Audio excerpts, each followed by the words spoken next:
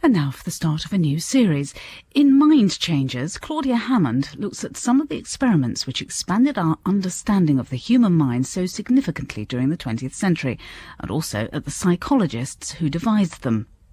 In this first programme, Claudia examines the seminal experiments on conformity, conducted by the American social psychologist Solomon Asch. What have you got today?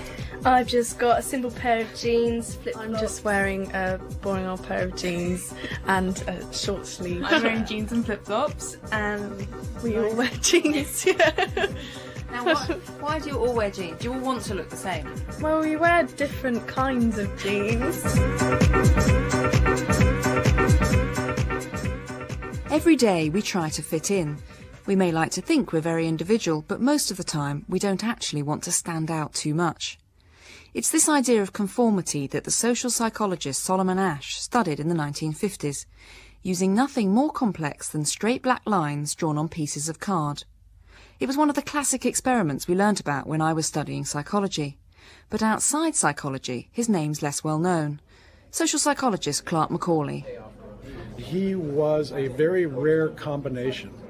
It may not be so obvious from outside social psychology, but within, it becomes pretty obvious that the people who can see big picture and appreciate culture, understand and want to know more about the impact of culture and the behavior of individuals and groups, that kind of mind tends not to be the same kind of mind who has bright ideas about how to run particular interesting experiments. And so part of the reason Solomon Asch is justly famous was that he had that very unusual combination.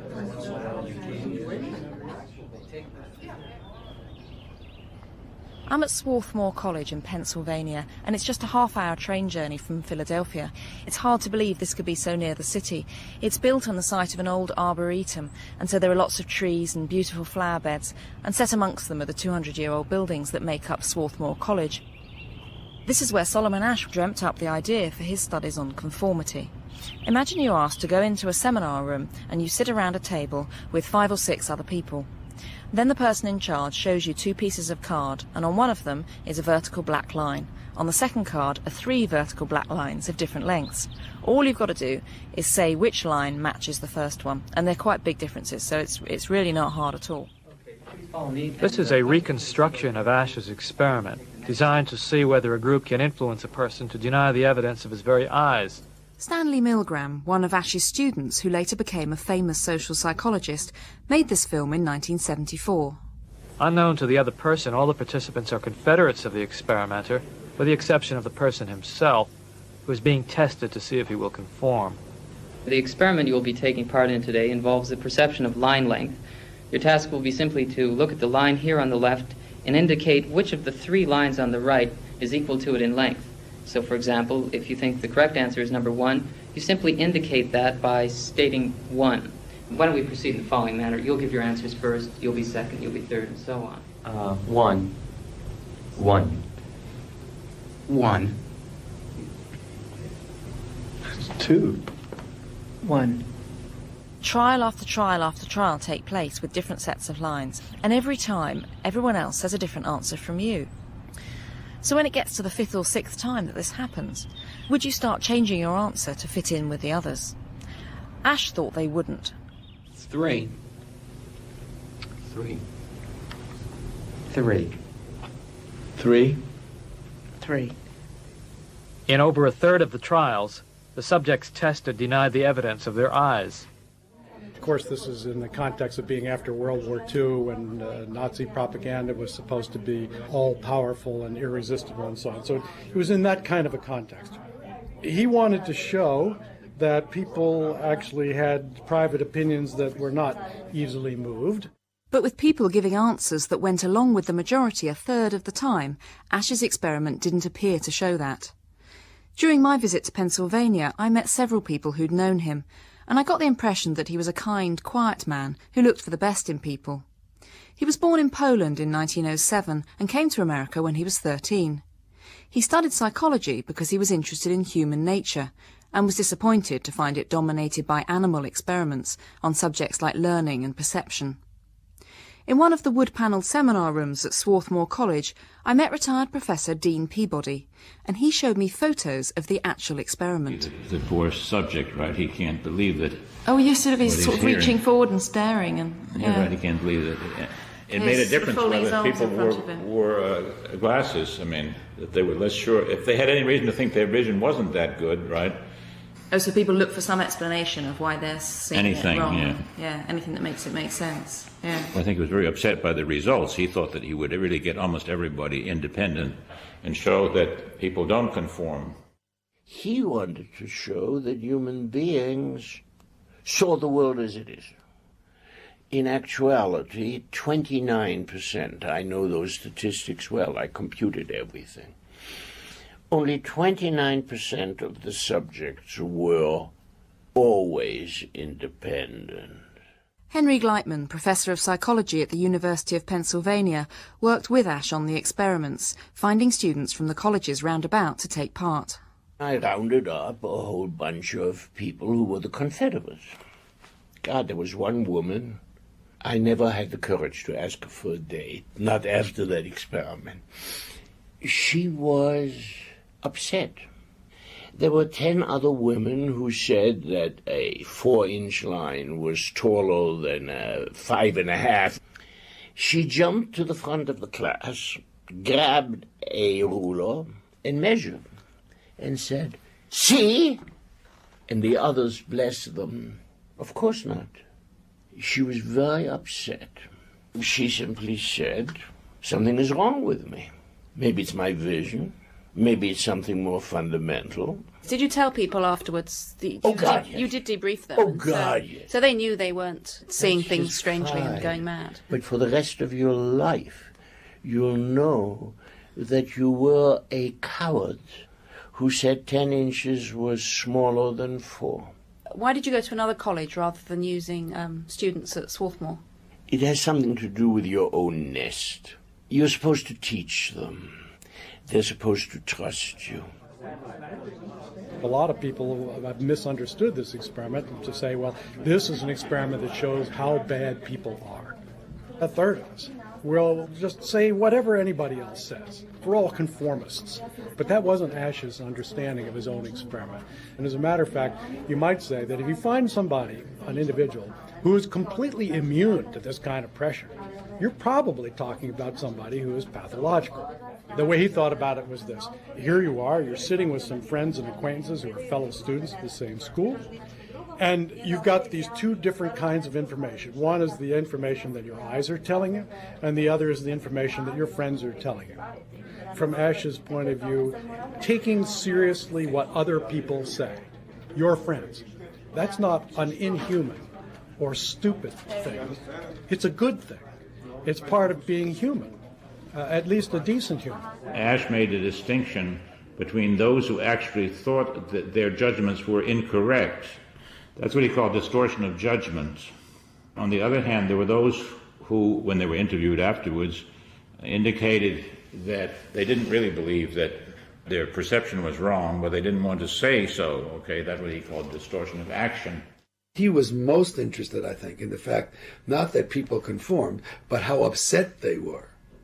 Before they conformed, or if they didn't conform, in either case, they were really upset that somehow their view of reality was so different. So that piece of the study never really gets transmitted.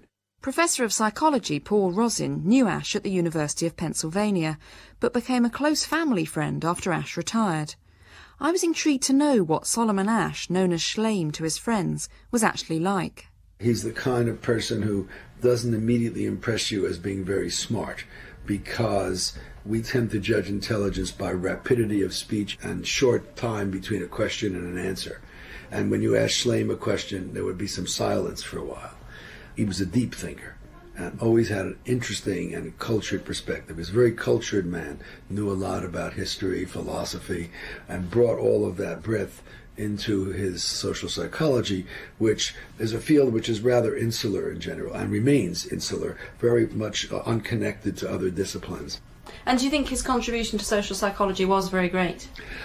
A lot of social psychologists would certainly rate him as one of the greats of the 20th century, but his influence on the field was not nearly what it should have been. He set a model in his book, 1952, Social Psychology, for what a social psychology should be about. I still think it's the best book in the field, though it's over 50 years old. And it was a cultured social psychology in which you considered humans in a cultural context. You looked at the multiple influences on them, very much influenced by Gestalt psychology, which is what he was part of. Gestalt psychology focuses on context. And in the experimental approach in general, which psychologists love, you try to isolate things from their context so you can get good control over them. And ironically, he was one of the great pioneers in doing the psychology experiment. And he was a very clever experimenter. And that cleverness has been picked up and expanded very impressively in the field. But his broad perspective and his sense of what the limits of an experiment were and how the context is important has sort of been lost. I'm outside the Solomon Asch Center for Ethno-Political Conflict, which is part of Pennsylvania University here in Philadelphia. It was named after Asch, who was professor here until he died in 1996. Every summer here, academics come from around the world to learn more about the best ways of studying conflict and violence between ethnic groups, with the hope of going home and eventually making a difference. I'm going into the center where, if I'm lucky, they should just be breaking for lunch.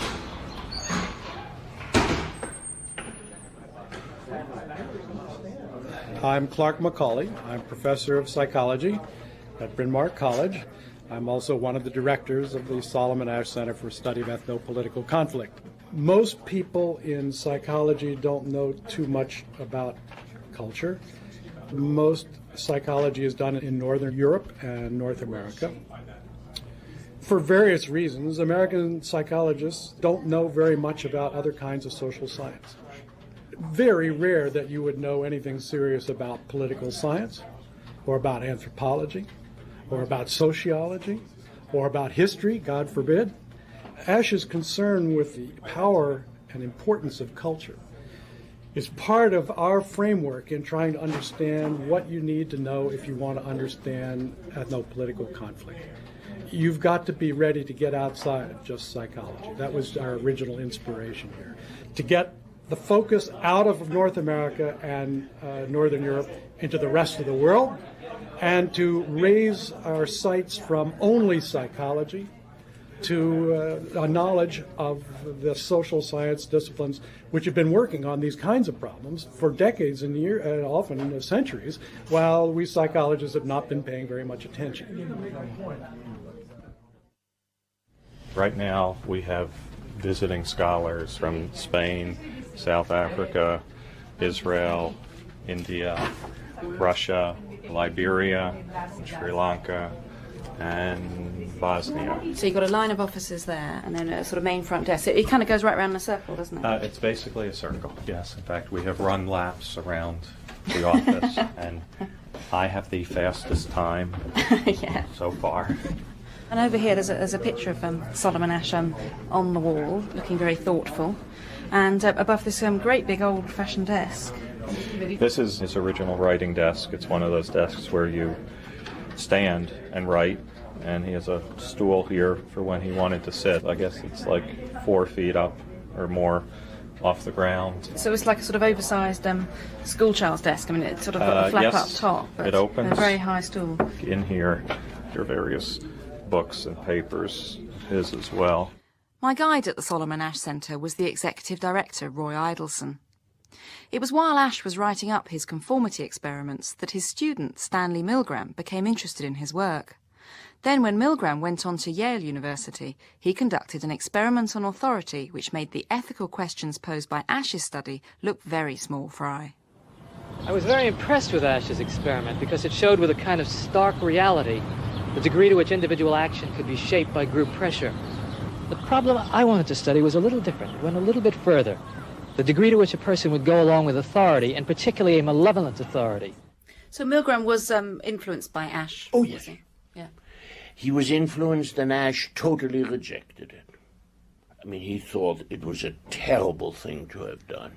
In Milgram's experiment, he led people to believe that they were giving someone electric shocks when they made mistakes on a word task.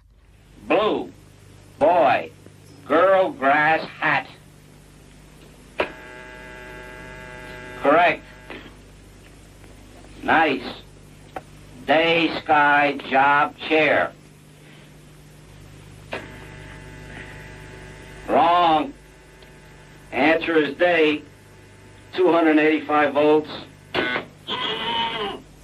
In fact, there were no shocks at all, just a screaming actor. But the electric shock machine appeared to go right up to 450 volts, with labels saying danger, severe shock. When the subject wanted to stop, the experimenter, the authority figure, simply told him to carry on. Answer, please. Are you all right in there? Please continue, teacher. I'm up to 390. Continue, please. Something's happened to that man in there. He won't answer me or nothing. Please continue. Go on, please. You accept all responsibility? The responsibility is mine, correct. Please go on. Gold, dollar, necklace, moon, paint. Answer, please. Are you all right? 405 volts. The answer is moon. Next one, heart, stone, head, bread, work. In the end, 65% of people were willing to give potentially lethal shocks simply because the experimenter told them to. Milgram's experiment has been used to explain why apparently ordinary people were prepared to behave brutally when employed in Nazi death camps. This is violence under orders, which is different from just going along with violence because the rest of your group are. And they've moved in numbers and with force. Come with my girlfriend, we come to soak up the atmosphere and watch a bit of football, and we're just dodging bottles and running away from CS gas on, I've just had enough, I want to go home. It is extreme nationalism. I think the need is, though, to be able to prove that they're best, they need to defend England's name. I mean, if past, we've owned a third at world, haven't we?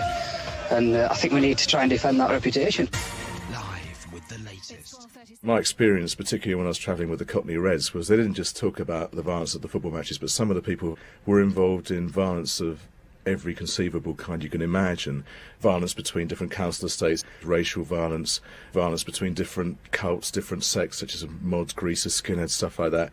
And the football hooliganism was just a part of a kind of violent lifestyle. Today, Mark Glanville is an opera singer, but previously he was a football hooligan. Because he wanted to fit in, he lived a double life. When he got a place at Oxford, he even pretended to his football friends that he was going to jail for manslaughter, a sentence just long enough to explain his absence while he got his degree.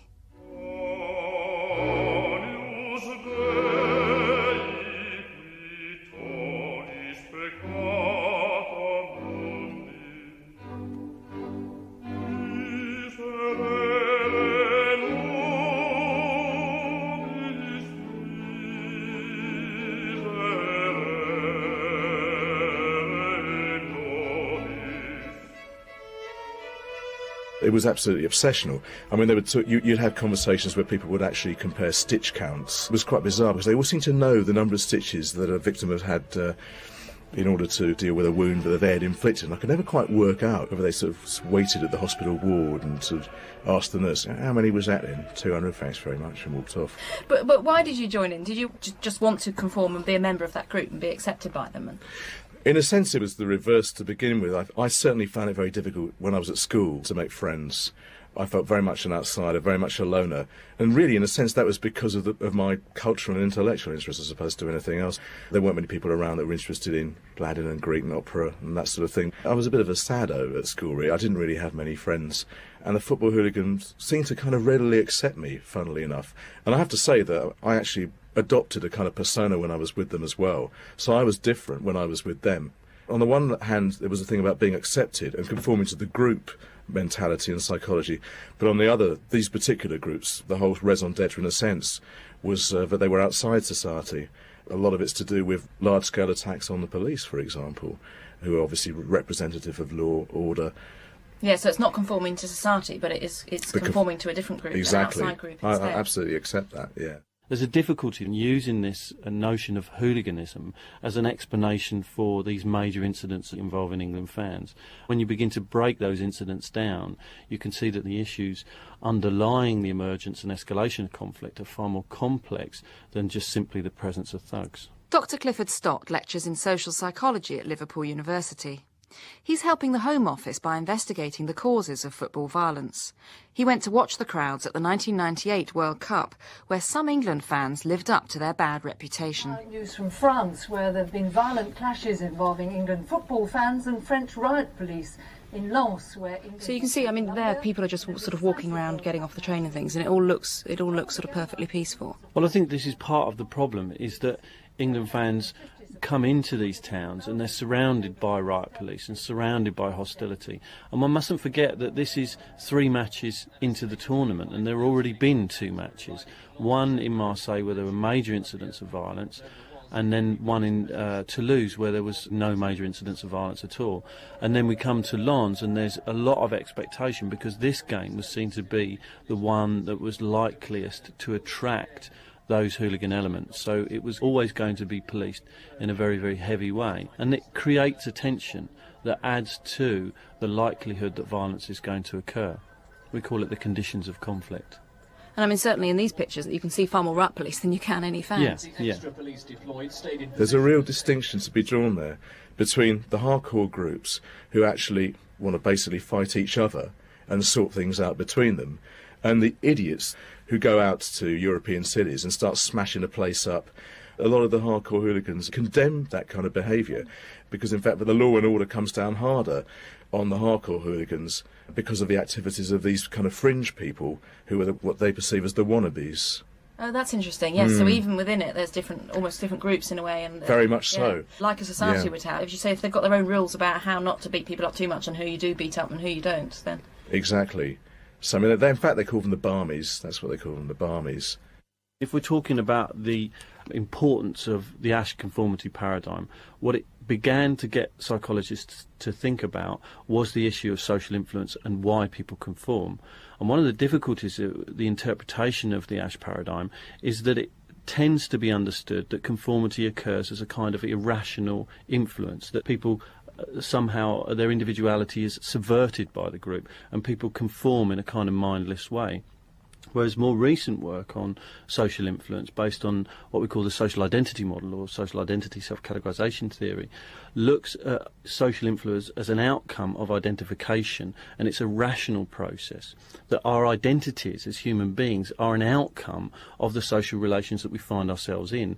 And what happens in public order contexts is the police are a very powerful group at defining those social relations. So the big police presence makes the fans all feel very much that their identity is with that one group and that they're against the police, or that the police are against them. Precisely, yeah. It creates the circumstances of what we might simplistically call us and them. Us, as the England fans, are put upon, and them are the police. So it doesn't really matter what your intentions were, whether they were legitimate or illegitimate. You're still placed within the same social group as the hooligan fan. And because you're placed in the same psychological group, that hooligan fan is far more likely to be influential on a psychological level. People are far more likely to conform because they're part and parcel of the same collective identity. Things may have moved on within social psychology, but Asch's line experiment has been tried out all over the world. When Peter Smith, Professor of Social Psychology at Sussex University, reviewed all these studies with his colleague Rod Bond, he found 136 published replications. And it turns out that conformity is not the same the world over. On the whole, people in collectivist cultures in Africa, Asia and Latin America conform more than in North America and Europe, where individualism is prized. Within a collectivist set of values, people think of themselves more in terms of their membership of a group rather than as an individual.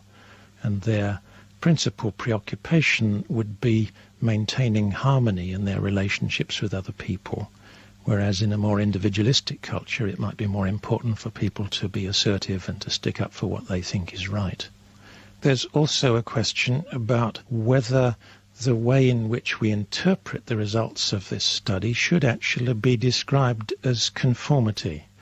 If you belong to a collectivist culture and your prime preoccupation is to preserve harmony within the group of your friends, and you do the Asch study, and you see your friends making a whole series of mistakes, then probably the preoccupation in that situation would be to save embarrassment or save the loss of face.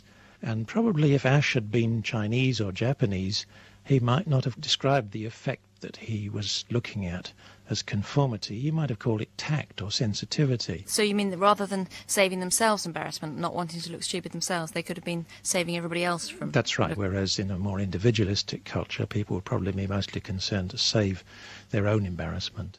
If there are not forces that bring individuals into common action, common values, groups cannot act together. They cannot accomplish group goals together.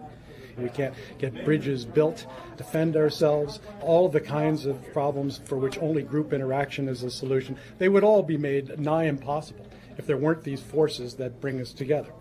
But when you get the example where one group sort of turns on another, I mean, then has that conformity gone too far? I mean, like the sorts of situations you're studying here. Well, too far. That's an interesting way to think about it, but I'm not sure that's the best way to think about it. The way I prefer to think about it is it's two sides of a knife. And one side, cuts bread and cheese and does those good things that we like knives to do for us, and the other side is the side that we use when we're stabbing people. But it's the same knife, you see. It's the same tool. So it's precisely because we care about and we're part of a group and that we feel the pressure and the power of the group. It's precisely because we've got that which allows group action and self-sacrifice for the group and group projects. It's because we've got that we can turn that group power and that group pressure and that group cohesion in directions of violence against other groups. So you mean conformity isn't something we need to be trying to go around stopping? First of all, it would be a complete waste of time to try to do that. But even if we could do it, what we would do is undermine group life. So, A, it's impossible, but B, even if it were possible, it would be very dysfunctional and it couldn't last long. Back in the really beautiful grounds at Swarthmore College in Pennsylvania, what is clear is that Solomon Asch did have a big impact, not just on studies on conformity that followed after his, but on social psychology in general. And his studies do still have something to say to us today, whether we're talking about ethnic conflicts, football violence, or just fashion.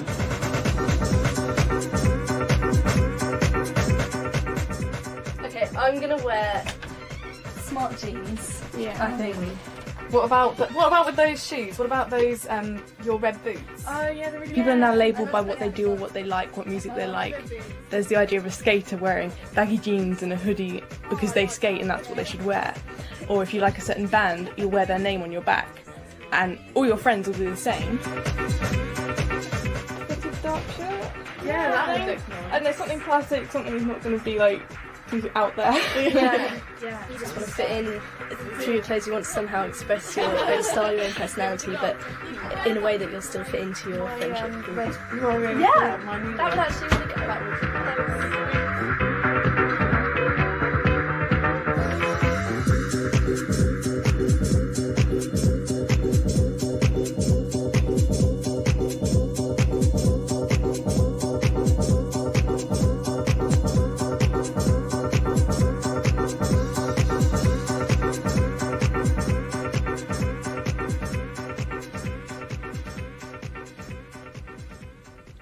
Mind Changers was presented by Claudia Hammond. The producer was Maria Burgess.